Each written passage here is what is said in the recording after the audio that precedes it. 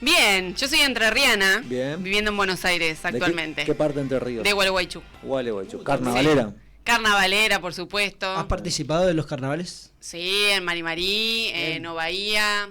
Maquillé después cuando era más grande, me ponía a maquillar. O sea, no hay problema con el borocotallo ahí. No. En términos políticos, ¿viste? Todo de la Ay, política. usted quiere meter la grieta en todos lados. Un poco sí, pero bueno, si sos muy fanáticos, sí. Ok. ¿Que ricotera también? ¿Le gusta el gusto musical? No. No. Muy poco. Drexler. No, tampoco. No, tampoco. Internacional, Con me parece. un reggaetón estoy bien. Mirá. Creo Mirá vos. que los Palmeras asesora. también, Los La Palmeras. Mona, no sé, Ahí va. variado. Va por ahí. Muy federal. Por el cachengue, digamos. Sí, Está muy bien. sí. ¿Y cómo? Música electrónica también. Que ahora viene el cura, el obispo, que hace un homenaje al Papa Francisco. Ajá. Y hace sí, música que electrónica. música electrónica. ¿Viene Hay acá, que en la estar. Argentina? Sí, en Buenos Mirá, Aires. qué loco. Al homenaje al Papa Pancho. Qué capo, ¿no? Esas cosas que nos perdimos nosotros, Rami. Está bien. Música electrónica, por ejemplo.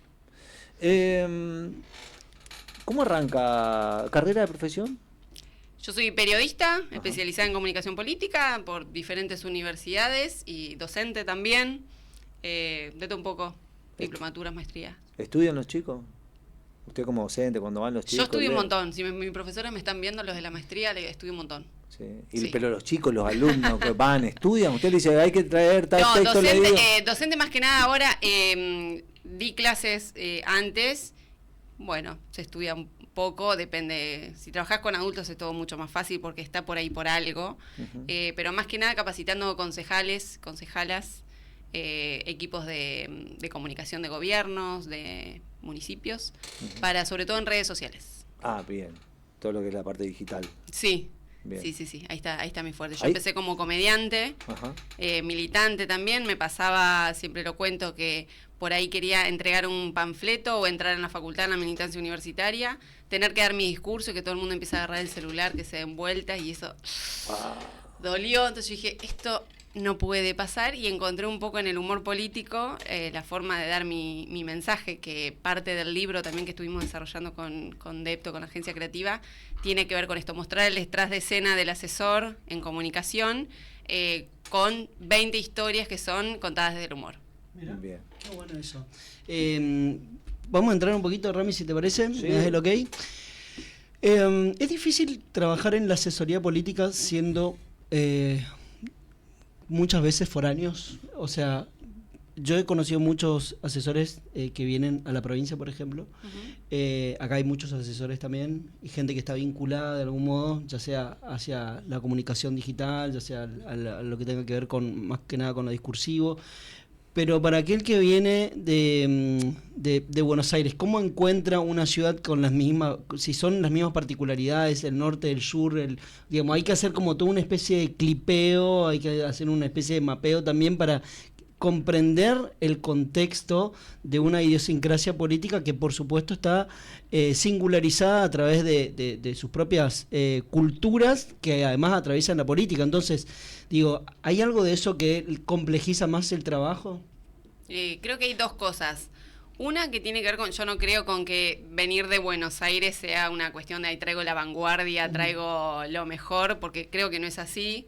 Sí hay unas cuestiones por ahí de acceso a algunas actualizaciones o de, nada, por ahí estar un poquito más cerca de algunas roscas que en otras partes, pero creo que hay mucha creatividad en cualquiera de las provincias de nuestro país, que para mí que hay que prestarle más atención porque después son las que se replican en Buenos Aires y Buenos Aires dicen, ay, mira, qué novedoso, y ya está ocurriendo en otro lado.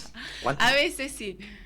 ¿Cuántas veces hemos visto campañas presidenciales que se han sacado de otros lugares también? Sí, o por ahí la falsa adaptación a los territorios con el famoso Tajaí, no sé si se acuerdan, pero me parece que es fundamental esto, respetar la idiosincrasia del lugar donde se va a trabajar, la identidad de la que se va a trabajar, porque a partir de ahí también es más difícil errarle, porque si vos traes algo que no tiene nada que ver con las personas, no va a aprender, y vos estás poniendo todos tus recursos con poco tiempo y tenés que estar lo más seguro posible de hacer alguna estrategia. O sea que es necesario traer a alguien que tenga esa visión de afuera, quizás para ver desde como, otro como lugar. visión digamos. externa me parece que Sí. está bueno porque no está por ahí, la mirada por ahí no está tan viciada del día a día, de las cuestiones más personales. Entonces una visión externa que no tiene ningún compromiso por ahí local, para mí está bueno porque te da como ese aire, esa frescura, esa opinión, y después obviamente las decisiones la toma el candidato. Estamos charlando con Mariana Angerosa. Ella escribió el libro ¿Quién nos asesora?, que se va a estar presentando a las 19 horas en Tanta Tinta, allí por calle Belgrano, entre Feria Sara y Buenos Aires. Y Buenos Aires, ahí está. ¿Por qué pusiste el foco en ellos? O sea, me pongo antropólogo, ellos, nosotros. ¿En los ellos. asesores? Sí, ¿por qué decidiste poner foco en los asesores Bueno, y no en los políticos? A mí siempre me gustó, veo que mi personalidad es hacer lo que quiero ver, lo que quiero, o sea, cuando yo veía humor político y veía, bueno, mis grandes inspiradores, Lelutier, Gasalla, no sé, Capusotto, Tato, capaz. que exactamente, ¿qué tenían en común? Por ahí yo necesitaba ver más mujeres comediantes. Bueno, después surgió Malena Pichota en YouTube, me acuerdo, que fue de gran inspiración. Pero me faltaba eso, yo quería escuchar y hacer humor político desde la mirada, desde mi mirada, por ahí desde una provinciana que llega a Buenos Aires, y hablaba un poco de eso y de la militancia.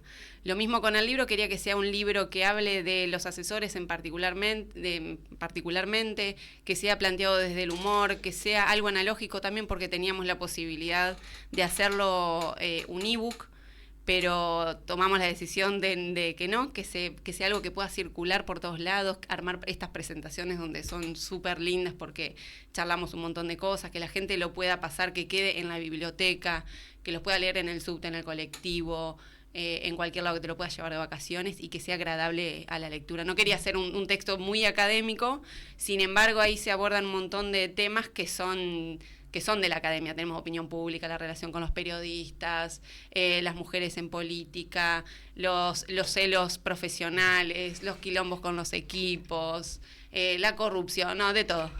Bastante variado. ¿Cuánto poder real tiene un asesor en una decisión política? ¿Influye o termina decidiendo el político?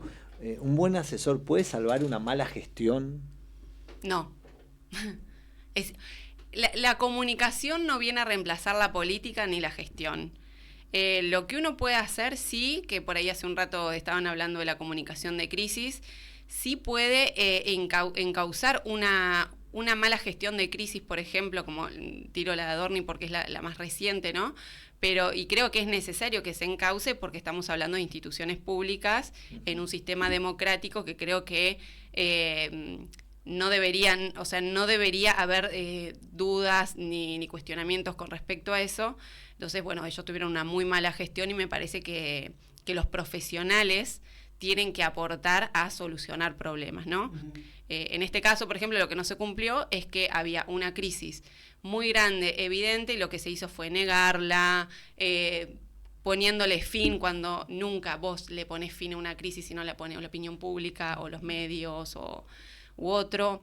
Se intentaron, por ejemplo, salir todos en tándem a hablar bien de Adorni, cuando eso lo debilita aún más. Lo pusieron a él como único vocero, muy apresuradamente, en muchos canales donde no estaba preparado y además se lo notaba nervioso. Entonces, todas esas cosas son las que un asesor intenta reducir esos riesgos, primero reducir los riesgos de que sucedan esas cosas y después evitar que una crisis se haga más grande, porque una crisis te puede voltear al gobierno también. Claro. Recién hablábamos, abro Infobae, llego acá, empiezo a abrir portales de noticias, a ver cuáles son las últimas noticias, porque, qué sé yo, tirar al aire para los oyentes. Y hay una foto de Adorni donde aparece con un reloj rápidamente en Twitter. Hoy tenés las redes sociales que tienen, son dialógicas, tienen otra espontaneidad, tienen otra inmediatez.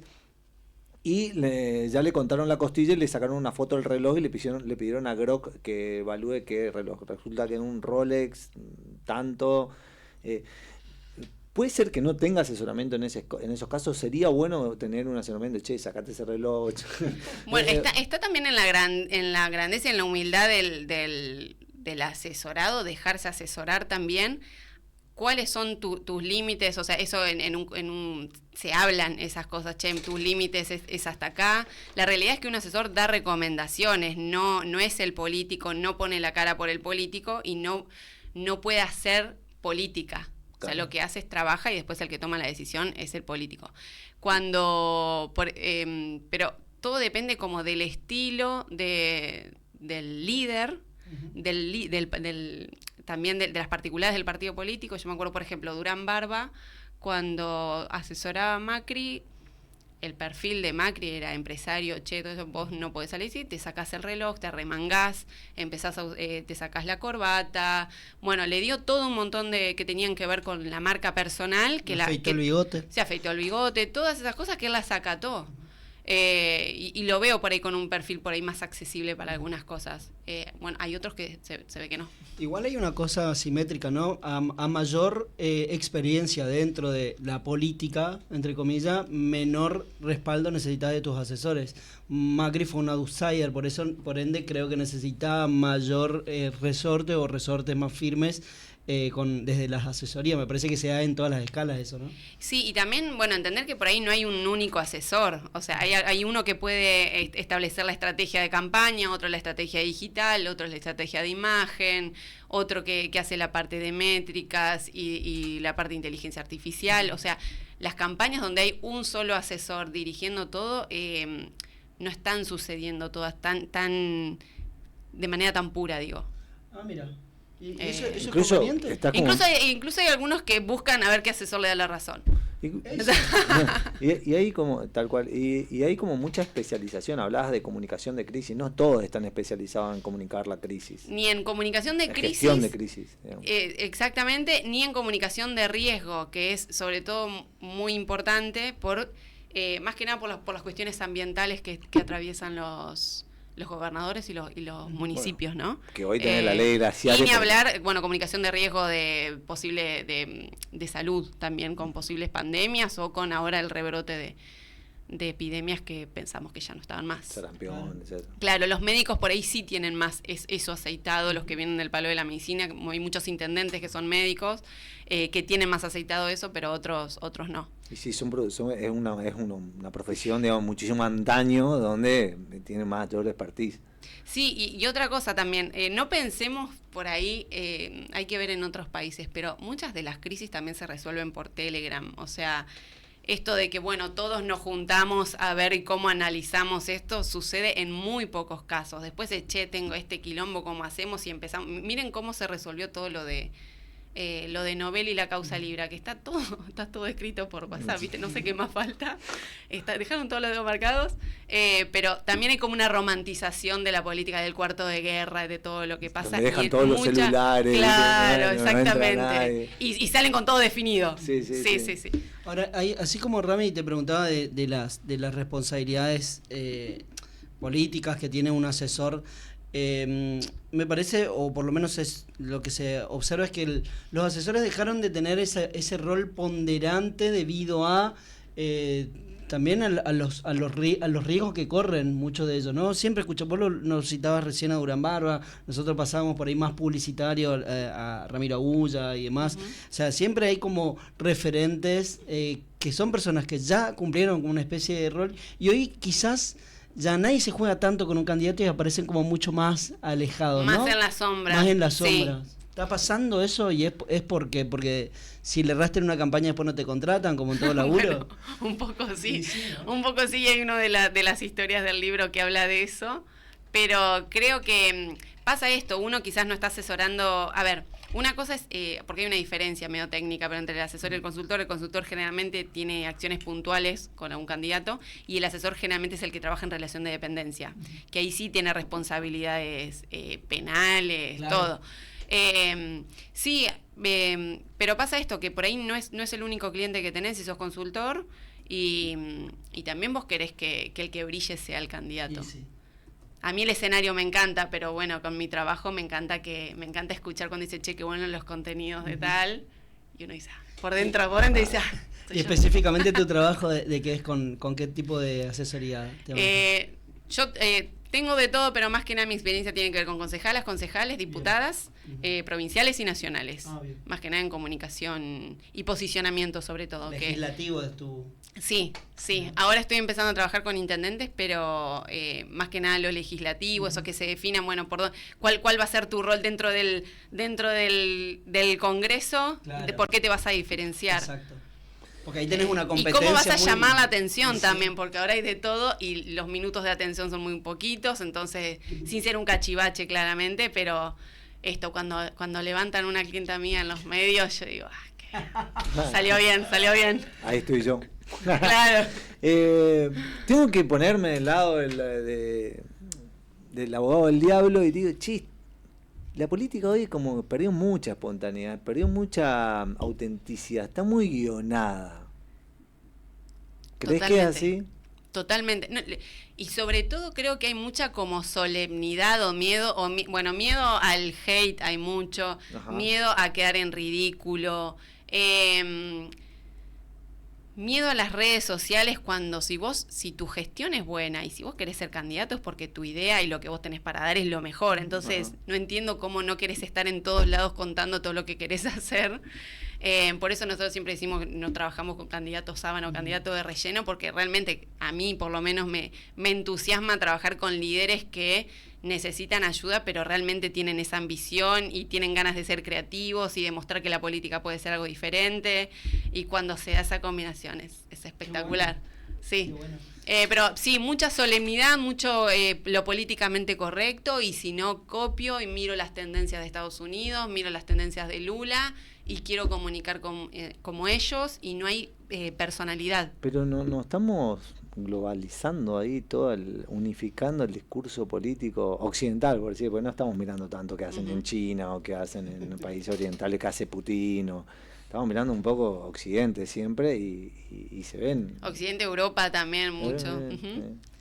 Sí, o sea, se está haciendo como una fotocopia de todo, por eso lo que se trabaja es realmente mostrar la personalidad de ese candidato, porque sobre todo si la tendencia es que con la lista sábana, bueno, eso no te pasaba, pero si la lista es que, por ejemplo, la reforma electoral ahora en México, vos podés elegir a tus candidatos. Sí. ¿Cómo compiten eso? Ya, papá partido ya está. O sea, ahora vos tenés que empezar a ganarte dentro de tu partido, tenés que ir a buscar a tus votantes. ¿Y el outsider? ¿Qué te parece así? Bueno, la personalidad, la marca personal, hay muchos que empiezan a desarrollar su marca personal y de pronto devenido en política porque mide. Sí. Y con un ayudín mide también, ¿no? Bueno, también, pero te toca trabajar con esos perfiles también y sí. Por ahí, capaz que esos son más, no sé, estoy pensando, son más adeptos a recibir instrucciones porque dicen, bueno, yo ya vengo coachado, ya... Sí, o en el miedo de esto de que, bueno, en 2 años ganaste una visibilidad impresionante, necesitas ayuda y también se te acerca mucha gente a querer ayudarte. Claro. Pero no, a tu pregunta, ¿dónde iba? No, ¿cómo se trabaja con el outsider, digamos, el que no viene de la política y le tenés, no, pará, esto no digas, o sea, ¿cómo laburás con eso? ¿Cómo lo haces? ¿Cómo tratás de ubicar? Yo creo que depende del objetivo que tenga esa persona para ser outsider y lo que quiera representar, ¿no? Uh-huh. Pero yo creo que hay un outsider de primera y un outsider de segunda, porque yo muchas concejalas o concejales con los que he trabajado son outsiders, o sea, venían de otra actividad que nada que ver y vivieron algo y quisieron meterse en la política para que lo que les pasó no les pase a otros o a otras. Esos son outsiders distintos, sin tantos recursos, pero los hay. Ahora, la duda está es si un outsider saca a otro outsider. ¿Cómo es la pelea ahí? O el outsider lo saca un tradicional. A mí me contaron, por ejemplo, un hecho de comunicación política que me quedó grabado, que María Eugenia Lubertino, no sé si te acordás, sí. Que ella como que estaba dentro del cuerpo legislativo y no sabía cómo resaltar. Entonces, en un momento, para tratar de posicionarse dentro del cuerpo legislativo, que eran un montón, bajó con su bebé recién nacido y lo iba a amamantar en pleno recinto. Y con eso, con ese tipo de acciones, o sea, yo la verdad que quien la asesoró le dijo, bueno, dale, te felicito, sí. Porque en términos, ¿vale todo en ese sentido?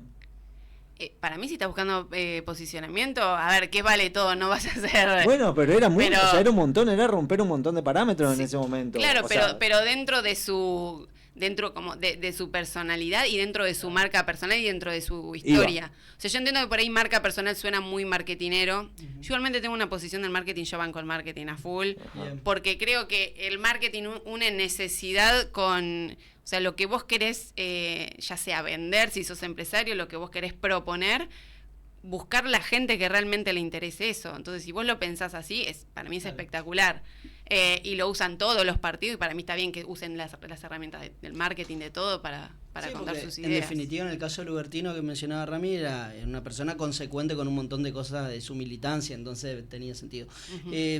Quiero irme dos cortitas, pero la diferencia que hay entre el asesoramiento de un político a un empresario, y la otra es si coincidís con la mirada de que los empresarios quizás más jóvenes o personas con acceso a determinados escenarios de poder ven algo atractivo también su vínculo con la política.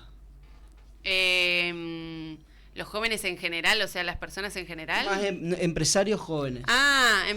No, yo creo que por lo menos las personas que yo muchos fueron funcionarios de las personas con las que he asesorado y ahora trabajan en el mundo privado, y por ahí su desarrollo, están como más pensando por ahí en el desarrollo profesional dentro de alguna empresa o dentro de grandes empresas, no sé, pasar de CEO a estar en un holding, ¿no?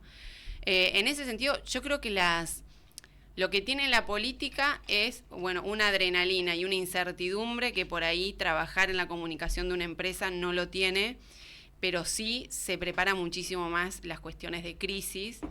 Hoy vamos a hablar en la presentación de algunos casos como muy emblemáticos de comunicación y comunicación de crisis y cómo se puede resolver. Por ejemplo, danos los títulos. Bueno, el ejemplo de Lumilagro esta semana o, esto. ¿Qué pasa con...